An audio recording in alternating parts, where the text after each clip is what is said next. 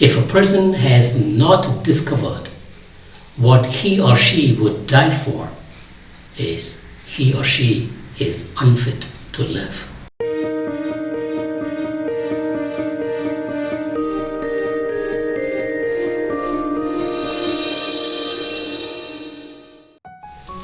May the peace and joy of Christ be with you today.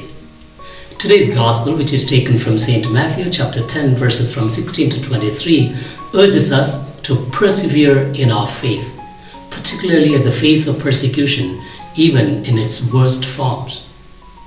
The disciples and those motivated by the disciples stood strong in their faith even till the end of their life. And later on, many have followed the example of heroic living of faith, both in the early church and down through the centuries. And that is why the church has many holy martyrs, and the church is still strong. For the persecution does not destroy the church, nor does it weaken the faith. Rather, it strengthens both. And many centuries have witnessed this fact. And it is said, to be right with God has often meant to be in trouble with men. Pope Francis painfully observes, there are more persecuted Christians and martyrs today than there were at the earlier times. According to various reports, persecution against Christians are on the rise all around the globe.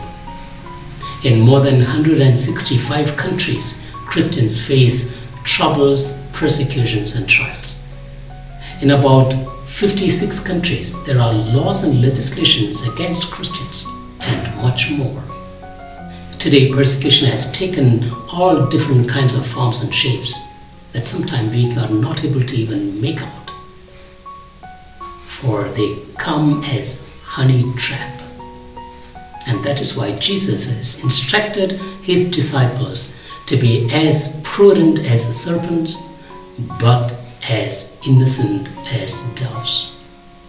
For wolves at times can appear to be sheep, and they mingle with the sheep and deceive them and destroy them.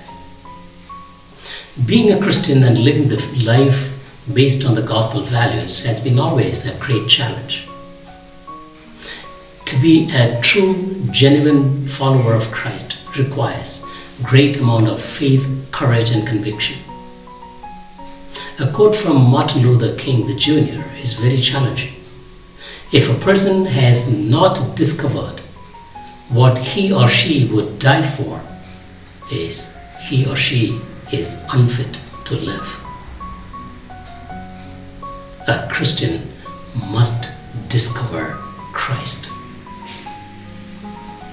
My dear friend, have you discovered Christ?